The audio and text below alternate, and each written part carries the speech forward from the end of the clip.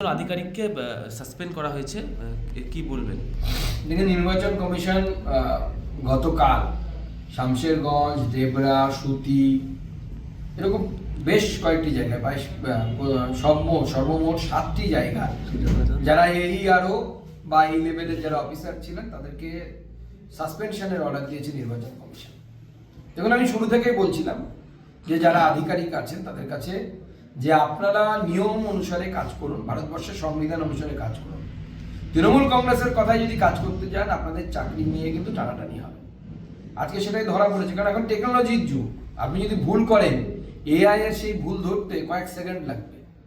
নির্বাচন কমিশন সেই জন্য সেই ভুলগুলো ধরে এদের বিরুদ্ধে ব্যবস্থা নিয়েছে, কারণ এরা তৃণমূল কংগ্রেসের কথায় যারা ভারতীয় নাগরিক নয়, বাংলাদেশি মুসলিম অনুপ্রবেশকারীদের নাম ভোটার লিস্টে ঢুকিয়েছে, কোনো কারণ ছাড়াই পাশ করে দিয়েছে। কারণ দেখাতে হবে তো যে কি কারণে আমি পাশ করলাম কোনো একজনের অ্যাপ্লিকেশন, তাই নির্বাচন কমিশন ব্যবস্থা নিয়েছে।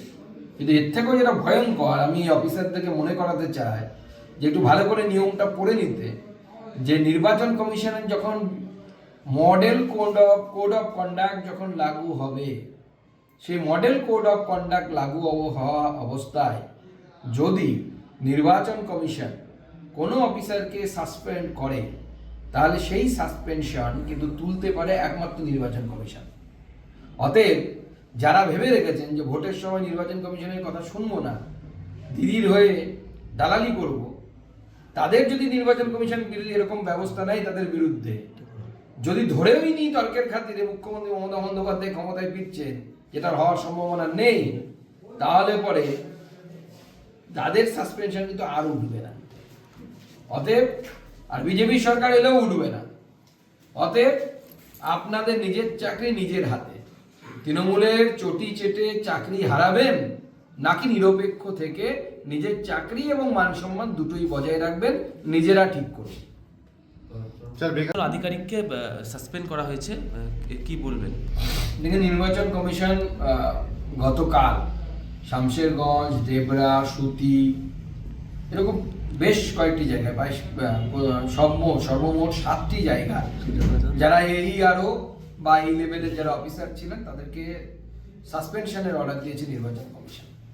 দেখুন, আমি শুরু থেকেই বলছিলাম যে যারা আধিকারিক আছেন তাদের কাছে যে আপনারা নিয়ম অনুসারে কাজ করুন, ভারতবর্ষের সংবিধান অনুসারে কাজ করুন। তৃণমূল কংগ্রেসের কথায় যদি কাজ করতে যান আপনাদের চাকরি নিয়ে কিন্তু টানাটানি হবে। আজকে সেটাই ধরা পড়েছে, কারণ এখন টেকনোলজির যুগ। আপনি যদি ভুল করেন AI এর সেই ভুল ধরতে কয়েক সেকেন্ড লাগবে।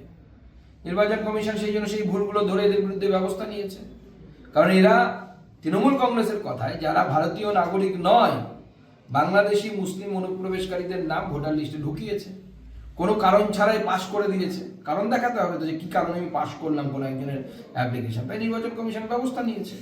কিন্তু এর থেকেও যেটা ভয়ঙ্কর, আমি অফিসারদেরকে মনে করাতে চাই যে একটু ভালো করে নিয়মটা পড়ে নিতে, যে নির্বাচন কমিশনের যখন মডেল কোড অফ কন্ডাক্ট যখন লাগু হবে, সেই মডেল কোড অফ কন্ডাক্ট লাগু হওয়া অবস্থায় যদি নির্বাচন কমিশন কোনো অফিসারকে সাসপেন্ড করে, তাহলে সেই সাসপেনশন কিন্তু তুলতে পারে একমাত্র নির্বাচন কমিশন। অতএব যারা ভেবে রেখেছেন যে ভোটের সময় নির্বাচন কমিশনের কথা শুনবো না, দিদির হয়ে দালালি করব, তাদের যদি নির্বাচন কমিশন এরকম ব্যবস্থা নেয় তাদের বিরুদ্ধে, যদি ধরেওই নি তর্কের খাতিরে মুখ্যমন্ত্রী মমতা বন্দ্যোপাধ্যায় ক্ষমতায় ফিরছেন, যেটা হওয়ার সম্ভাবনা নেই, তাহলে পরে তাদের সাসপেনশন কিন্তু আর উঠবে না। অতএব আর বিজেপি সরকার এলেও উঠবে না। অতএব আপনাদের নিজের চাকরি নিজের হাতে। তৃণমূলের চটি চেটে চাকরি হারাবেন, নাকি নিরপেক্ষ থেকে নিজের চাকরি এবং মান সম্মান দুটোই বজায় রাখবেন, নিজেরা ঠিক করুন।